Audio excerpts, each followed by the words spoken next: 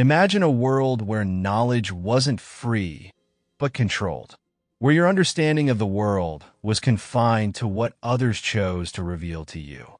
In this world, the human mind had limited access to thought beyond its immediate surroundings. What changed? How do we break free from centuries of stagnation? The shift came in the 17th and 18th centuries with a profound revolution of thought known as the Age of Enlightenment. This was the birth of modern reasoning, a radical intellectual movement that forever altered the course of history. The revolution wasn't merely about discovering new facts. It was about questioning everything that had come before.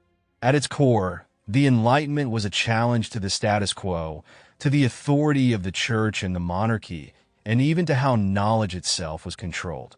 Before this shift, the average person in Europe and the Americas was largely uneducated, their access to information limited to the word of a single church official each Sunday. Everything that was understood about the world came through the lens of traditional beliefs, often skewed by religious dogma. Then came thinkers like René Descartes, who famously said, "I think, therefore I am." His radical philosophy helped lay the groundwork for the critical thinking that would follow. But Descartes wasn't alone.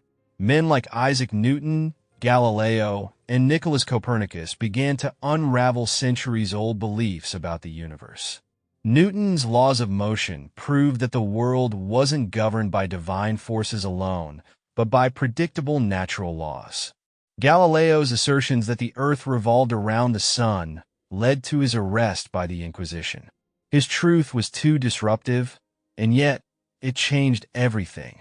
These figures were pioneers, defying the orthodoxy of their time, offering up ideas that seemed absurd but were rooted in reason and evidence.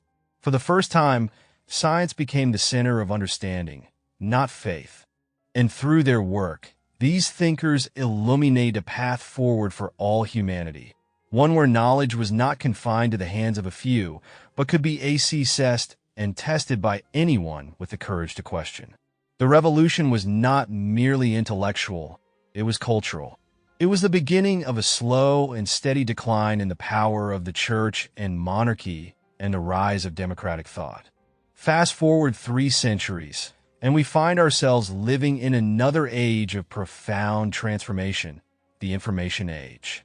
In many ways, this era mirrors the Enlightenment, but instead of breaking free from religious control, we're breaking free from the limitations of our past technological systems. Just like Enlightenment thinkers shook up the old order, today's disruptors, technologists, innovators, and visionaries are shaking up the technological status quo.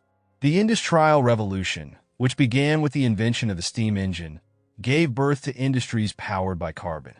But in our age, that carbon has been replaced by silicon, and instead of taking decades for advancements to take hold, technological progress happens at breakneck speed. Today, access to knowledge is no longer limited to a privileged few. The vast majority of the world is connected to the internet, and information flows freely across borders. What was once the domain of the elite is now at the fingertips of anyone willing to search for it. Knowledge no longer comes from a central, authoritative source. It's crowdsourced, decentralized, and abundant. In this information-driven society, we see businesses like tech giants and startups alike utilizing relatively small teams to achieve massive success. The key is innovation, disruption, reaching beyond what has been done before and reshaping the world around us. However, as it was in the Enlightenment, disruption doesn't come without its challenges. The old guard resists change, and there are many who would rather things stay the way they are.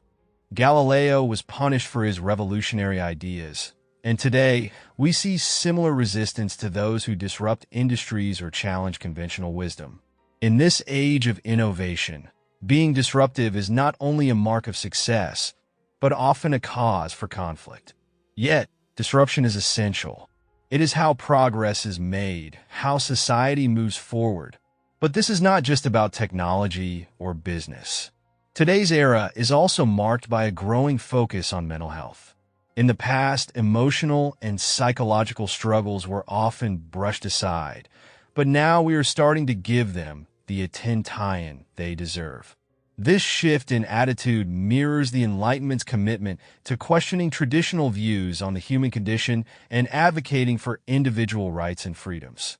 Today, we are learning to reason, understand, and express our emotions in a healthier way, just as Enlightenment thinkers push for the freedom to reason and express ideas openly. As we look ahead, it's clear that this age is not just about technological innovation, but about human evolution in terms of how we think, communicate, and understand our world. The principles of freedom, progress, and tolerance that were championed by Enlightenment thinkers remain as relevant today as they were centuries ago. But now, they extend beyond the pages of philosophy books. They're embedded in the digital landscape that surrounds us.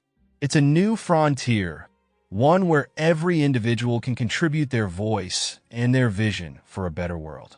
So, as we stand on the shoulders of those who came before us, let's take a moment to reflect. Just as the thinkers of the Enlightenment dared to challenge the old ways, we too must dare to innovate, to question, and to disrupt the systems that no longer serve us. This is our era, the information age, and it's ours to shape.